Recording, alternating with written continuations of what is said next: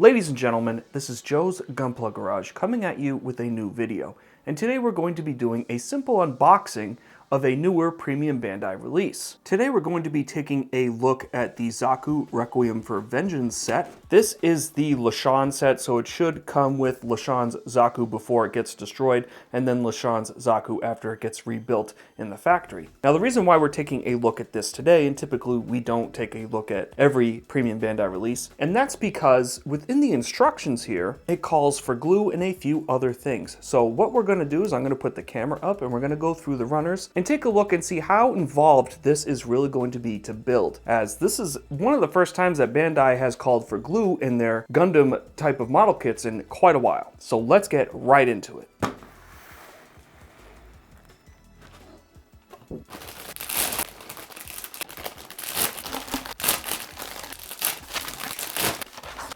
So today, before we get into the runner review, I wanted to take a quick look at the manual and see how this handles building two identical Zakus. It goes into a breakdown here, where you have your green label here for the Zaku II F-type, and then we have this khaki label here for the Zaku II Unidentified Lesean type. So this is telling you, every time you see a green label, this is telling you that runner goes for the regular Lesean type, and anytime you see a khaki label, it's going to the Lesean Unidentified type. So as you can see down here towards the bottom, we have our khaki Zaku and we have our regular green Zaku, and the parts have been divvied up per their actual colors.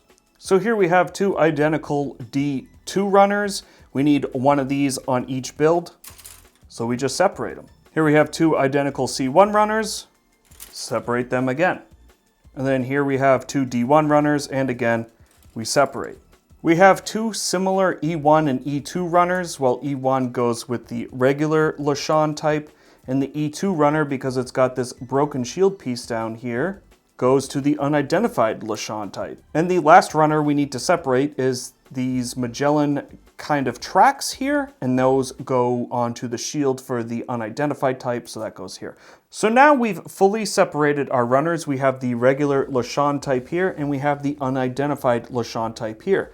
Now these runners aren't going to be too big of a departure from the Zaku II Solari type, so with the regular version, the Lesean regular Zaku version, we're just going to go over the new pieces on these newer runners. The rest is the same from the Solari type. The unidentified version is the one I want to take a closer look at today, so let's go ahead and break into the new molds and newer runners for the regular type of Zaku, and then we'll get into this more repaired type, if you will. So here I have my Solari Zaku instructions here because I want to see exactly what's different from runner to runner between the retail release and the premium Bandai release. So taking a look down here, we have the A1 runner, and it's got this pauldron here, this spiky pauldron, and we can see that's here for A1 as well.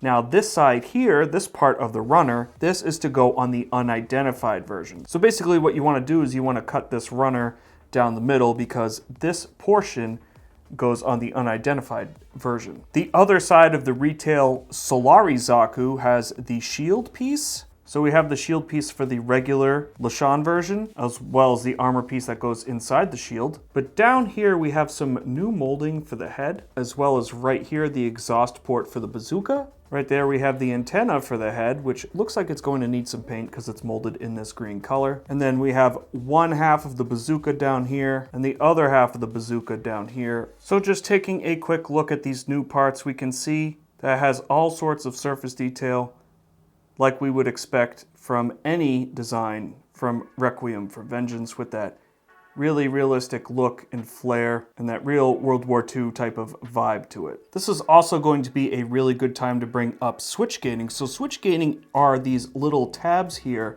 on the gate itself. I'm sure you've seen these before on the runners and wondered what they are. Well, this is a way that Bandai can turn off the molding process to either of these trees here. And this helps them with color separation. So because this is all in this green color, the main mold of the runner itself has been switch gated here and here, as well as down here and here, to turn off this molding process. So they can just mold this runner in green, then switch it and mold it in red. That's how they get this color separation, and they really only need to make one mold. So we can see that used to better effect on the Sea Runner. Now this Sea Runner is primarily molded in black here with this little bit of green down here for color separation. And here is the retail Solari version. So here we have Sea, and this is molded in that black color, but because Solari has white accents, it has been switch gated, and that's why this runner is small and different, because it's switch gated to have these printed in that white type of accent color for the feet, and then that chest plate there. So they really thought ahead when planning this whole Requiem for Vengeance subline out, and really planned it out perfectly. That way they could get us the perfect amount of color separation while keeping costs down on these kits. So that's really all that's different on the retail version to this premium Bandai version, is that the feet are molded in black because they match the green Zaku color, whereas before they were in that creamish white type of color. Nothing crazy different about C1, and C2 is just color separation moldings. That's all that's really different. It's the same as retail, just different colors. The two easiest runners I get to talk about today are D1 and B1 because they're the same as retail, so we're not going to take a deep dive at those.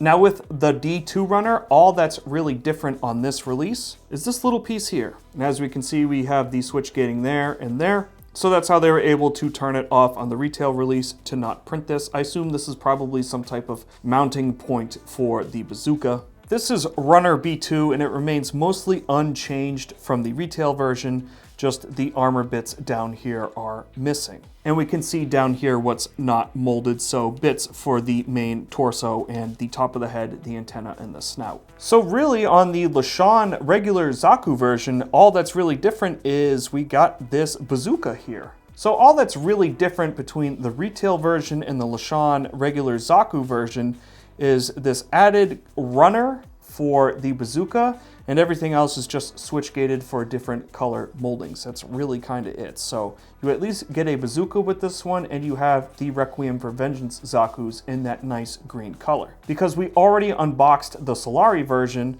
we're gonna kind of move on and look at the unidentified version and see what's different there, because there's quite a bit more there, and there's a bit more to talk about, especially with the glue and the other accessories. So starting off in alphabetical order for the Lesean unidentified type, we have runner A3. So again, this is more mold expansion from the original A runner, because remember, we had the shield pieces up here and then the pauldrons over here. Well, now we have the bazooka down here, the head, and then shield pieces down here. So taking a nice look at that bazooka there, we can see all that surface detailing there, all those little rivets on the side. Same with the other side of the bazooka. Taking a nice close look at that head sculpt there, that looks pretty good. It's in this nice type of spicy brown mustard color, and then the antenna over there, as well as the exhaust of the bazooka there. So here we have one of our new pieces. This is the shield, which I think is made out of a Magellan attack tank. I can't be too certain about that.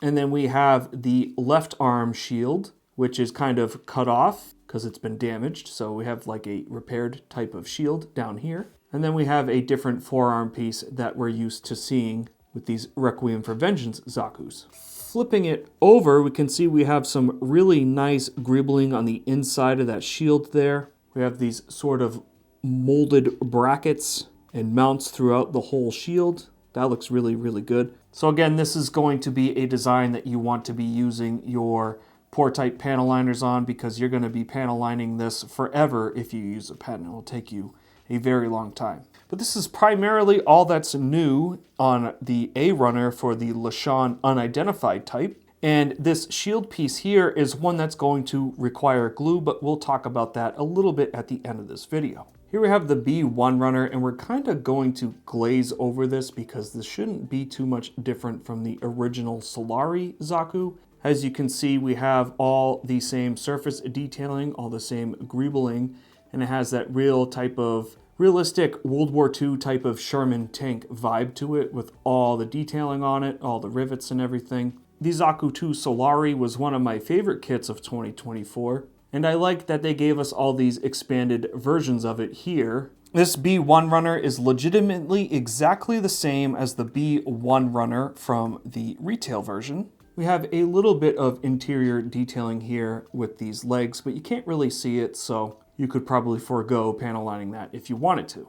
A lot of really nice details on this. Your mileage is definitely going to vary depending on how much you weather and paint this, but these designs really do look fantastic once they've been weathered and painted. So I would highly recommend to start now. If you haven't done it before, this would be a great canvas to start your weathering on. So here we have Runner B2, and it's identical to the Solari version, other than this piece being switch gated out for the torso, because the torso on this is black rather than color matched like on the Solari version. So as you can see here, we have the backpack, we have the bottom of the head with a movable mono eye, which is really, really nice.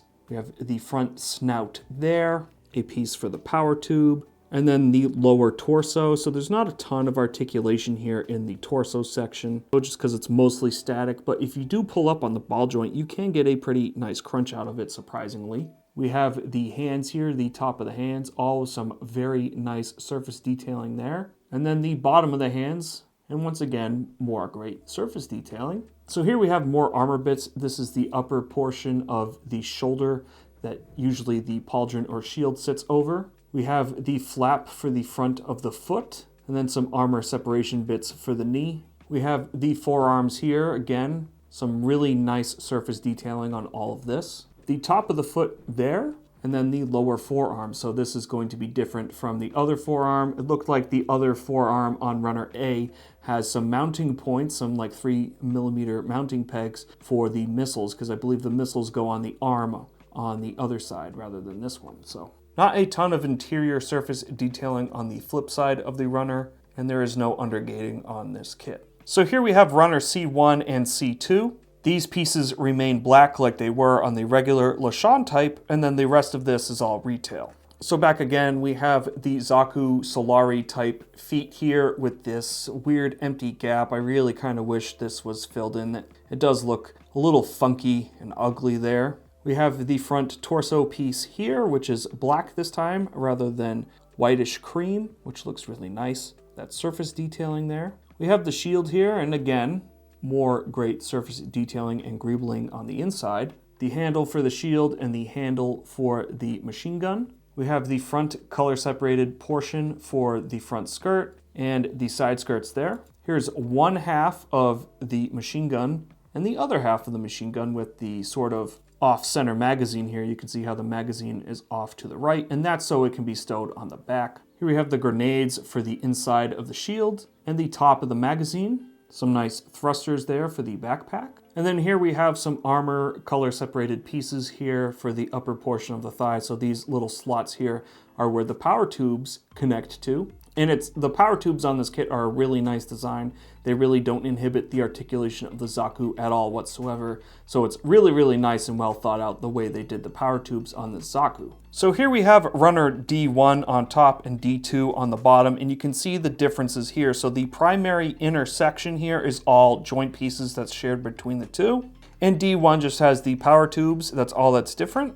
And then down here, we just have some more miscellaneous joint and framing pieces, if you will, and this connection piece, which I theorize is for the bazooka. So I believe that's the connection point for the bazooka, but the rest of this Runner, I'm not going to spend a lot of time going over because this is all inner framing joint type pieces, and we already looked at that with the Zaku II Solari. I do really like, however, that the knee joint piece here has a lot of surface detail there. So it's detailed where it matters and where you're going to see it, versus this like forearm piece here where there's not really any detail on it at all, and that's because you're not really going to see it. So down here is the primary difference between D1 and D2. So here we have some connection points for the power cabling on the legs there, and then the front torso section with that swivel there for the front skirt, because this front skirt is on a swivel, allowing you to get a lot more articulation out of the feet. And this is a sort of torso piece there. And the primary difference on D1 is just all the hoses for the power tubing throughout the Zaku. So nothing really crazy to go over. We have the mono eye there, and you can see that tab at the bottom there. That's how you'll move the mono eye left to right, if you so please. Nothing really crazy or different from D1 and D2 on retail versus this premium Bandai release. So now let's get into some more of the newer stuff. Here we have Runner E2. It's molded in this sort of charcoalish black color like the rest of the inner framing. So from this portion downwards is all new stuff specifically for the unidentified Lesean type. So we still use the main torso section here, but the right side of the arm has been damaged. So we have this larger connection point here that looks like it sits in the inner frame. And then this piece here wraps around it. So we have this added armor here that wraps around this kind of big burlap type of hefty bag sack that goes over the arm, similar to the Thunderbolt Gundam and Psycho Zaku Verkaz that we've gotten. And then down here we have the damage shield, which has been cut off and shortened quite a bit over the original shield. All the rest of this up here we saw with the regular Lesean Zaku. What I find very interesting is the magazine for this bazooka is very reminiscent of Magpul PMags. It really does look like a PMag there, which I thought was pretty cool. It even has like the little dots down there, so if you wanted a specific load within this magazine, let's say you had like high explosive or something, you could mark that as high explosive for your Zakus. Pretty cool and forward-thinking stuff there. So that's primarily what's different, is just this big tang here that goes on the chest for the burlap arm. And we can see the burlap arm right there on the instruction manual, which is something I didn't necessarily notice in the show. So it's cool to see that detail there. Here we have Runner F1, which is specific for this unidentified Lesean type. And all these pieces, 6 through 15, are supposed to be pieces of tree. So this is like a wooden tree that's been cut up. So this all should be painted. So you're going to want like a light tan on the inside there on the edge of all these pieces. And then you're going to want like a weathered brown on the outside here. So what this really kind of reminds me of is old type of Revell type model kits of old military models or even Tamiya models. Things where you'll get like a little bit of terrain with the model itself. So this is something that you'll want to take a little bit extra care and actually fully paint. Now painting these might be a little bit difficult because there's not really a spot to put your paint clip on to cover it all the way. So you're gonna have to clip one side, spray it, and then clip the other side and spray it there. And then you'll wanna come back through and do tan on all the ends of these logs here. But I think this is really cool, and this really reminds me of just classic military model kits. Now on this side, it's all Magellan attack tank treads that you want to glue onto your larger shield portion here. So those kind of get glued on top like that. I'm a little bit surprised that there's no connection peg for these onto this shield, because it really would probably be pretty simple to just put a connection point there and there and there. That way you could lay this out per the manual, but they want you to glue it, so be it, you glue it. It's not going to be terrible to do. It's going to be pretty easy to just glue those tracks onto here. So my method for these is I'm going to panel line and then weather these, and then I'll glue them myself directly onto the shield. That way it's somewhat consistent. I might even panel line. I'm going to obviously panel line because with all those tracks on there, I'm not going to be able to fill these panels in. So I'm going to panel line this and probably weather it before putting the tracks on. That way the weathering is somewhat different between the two pieces and it's not too uniform, if that makes sense. You want your weathering to tell a story. So, you know, they're pulling this apart from a scrapyard. So this is not going to have the same amount of weathering as this is until it hits combat, you know. So I would weather these separately, and then if it doesn't look like too much, I might do a smidge more weathering just to kind of tie these tank treads into the shield a little closer. That way it looks like it's seen some battle in its current configuration. Well, we have this plastic piece here, and this is the sleeve that goes over the arm for the type of hefty bag arm. A lot of people like to replace this with latex gloves. I know a lot of people do that on the Thunderbolt Master Grades, because working with this material can be a bit of a pain in the butt. And then they give us 2 chains here. No pun intended about the wrapper 2 chains. I don't know why they have 2 chains here and why not just a very long length of chain. So in the last 2 pages of the manual, we have the chain and gluing instructions. Now, I've never built a Gunpla before that required glue in the manual. That's not to say that it doesn't exist, it just hasn't existed in Gunpla for a very long time. Now, I've built model kits where I've had to glue things before. That's how every military model is. That's just how it goes. It's just part of modeling. So it's kind of cool to see Bandai dip a little bit more into traditional sort of modeling techniques and say, okay, you're going to need to use glue on this one. So here it gives you in bilingual, which is very nice. It tells you the methods to fully apply the chains and then the logs to this Zaku. And it gives you all the layout here. So we're going to put some chains and the logs on the left pauldron. We're just going to put some chains on the right pauldron. For the waist, we're just going to put some logs. And then on the legs down here, we have some chains on the right leg. There's a little bit of chains on the left leg, but not a lot. So starting off with the right shoulder, we come down here and we need to cut 2 12mm strips of chain and glue them directly to the piece there. Once that is completely dry, we want to take our logs that we'll hopefully paint and then glue those onto the chains themselves. And it says, please use the part numbers as a reference to attach the log parts of your choice. So they want you to do it at random, and that way you can have a random configuration of these logs, because you don't want these logs to all look the same, like copy pasted, because that wouldn't look very good. Wouldn't look very realistic. And what's nice is down here we have this ruler for measuring out all your chainage. It looks like the longest length we want of chain throughout this is 52mm. So for 12mm, we'll come down here, measure to there, and snip.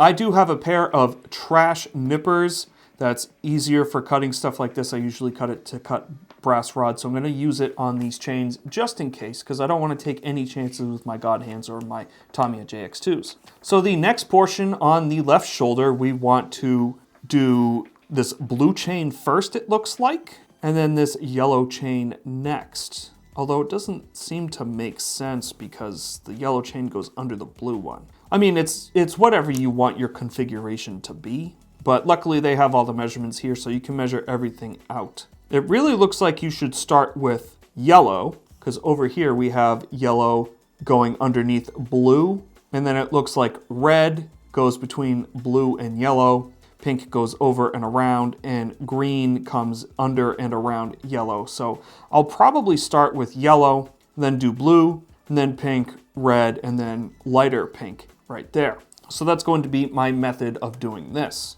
I'll probably end up using this Extreme Power medium glue that I get from Hobby Lobby. This stuff really sets nicely. This is what I use on my resin builds, and it really holds everything together really, really nice. So this is my tried and true go-to for things such as this. So that's what I'm going to end up using. Down here for the torso, obviously we want to cut everything to length, but we want to put a little bit of glue in the strip. So you kind of like take it, paint it in a strip, and then put the chain on it. So you'll paint small strips of glue, put the chains on them, and then we want to come back over here and put more wood in a random configuration here. So apply glue to the wood and then put the wood on the chains there. This should have no problem doing any of that. It tells you to use instant glue compatible with metal, so just keep an eye out for that. This isn't going to be something I think you want to use your cements on. I don't know how well that's going to hold these types of chains. Now the front of the right leg is incredibly busy here. We have a lot of chains on the front of the right leg, and we can see that continues over here. So there's definitely a lot to glue and put on there. Now if you wanted it to look a little bit more random, I don't know if I would glue everything in full strips, right? So I take this yellow one for example, right? I'd probably put a dab of glue up in the top corner there, and then bring it around, maybe put a dab of glue right there in the center, and then a dab of glue around here to the side of it. But I'd probably leave a little bit of slack, that way it can look truly and fully random, and that way anytime you move the kit, it might reconfigure itself a little bit differently, and it might look better and a little bit more realistic that way. And then down here for the left leg, it's quite a bit scaled back compared to the right leg. So there is quite a bit of gluing here, especially if you want these chains to remain static and not movable. It looks like they give us a decent amount of chainage here. So I really don't think you're going to have a problem. And it's nice that they actually gave us these metal chains. It's going to look more realistic that way. And if all of this was molded onto the actual parts itself, then you'd have to paint it all. And there's a very high margin of error for you to fall off the chain. I feel like masking and spraying this would be more difficult to do. And then you would also kind of want to weather it. So I really do think the glue in the chains was the right call here. Last and certainly not least included in this, we have 2 sets of Waterslide decals. So we have some regular Lesean type decals, and then we have the Lesean unidentified type decals. So we get this Zimmert here in decal form, which is going to look better than the stickers that were provided in the retail version. Of course, if you want to create the Zimmert yourself with putty and like the cap of a Pepsi bottle, that's probably going to look better than this will, but it's nice that we actually have this in Waterslide form, because Waterslides look a lot better than the type of sticker seal that Bandai uses, predominantly with the retail and RGs and some master grades. But that is going to do it for the unboxing of the Zaku II unidentified type and Lesean type. Thank you all so much for tuning into this episode of Joe's Gunpla Garage. I hope you enjoyed this unboxing. I really wanted to take a close look at this Lesean unidentified version because it's the first time that Bandai's required us to use glue in quite a long time. And I know a lot of Gunpla builders aren't necessarily used to that. I think this is fun and exciting and a bit of a departure from what we're typically used to seeing from Bandai. I think they're really leaning heavily into this type of militaristic vibe and feel that we got from Requiem for Vengeance, so it's nice to see that pay off in the model kits. I'll try to get a review of these up soon, but just with the release schedule and everything else going on, it might be a little more difficult, so hopefully I get to review these soon. If you want to see that review, let me know in the comments below. Thank you all so much for your support on the channel. All the likes, the comments, and the subscriptions mean a ton to me. I hope to see you in the next video, and until then, stay safe, have fun, and happy building.